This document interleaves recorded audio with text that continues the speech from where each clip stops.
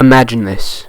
You're on your local ride, and you're pedaling as hard as you can because you feel really good today. You're pedaling along the streets. Your eyes have a look of grim determination.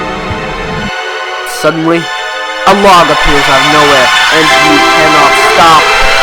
Will you go face first over the bars? Nope, not today. You look magnificent. Everyone imagines themselves looking sick on their bike while they're flying through the air, but some of us live in Kansas where there are very few dirt jumps and even less elevation.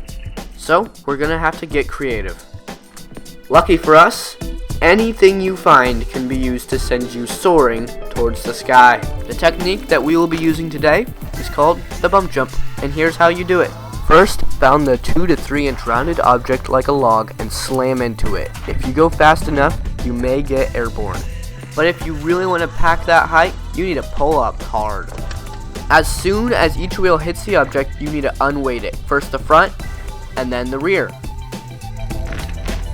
Here's it in slow motion.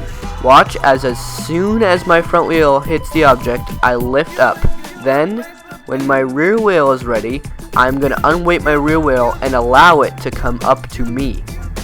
An important thing to note here is that I can only pull up if I preload my body first. A preload is where I force my weight down before I pop back up again. One more thing is that if you're like me and you run 15 psi on the trail, you may want to raise your tire pressure to avoid pitch flatting. The motion here is the same motion used in a bunny hop, only the stick is doing all the lifting for you.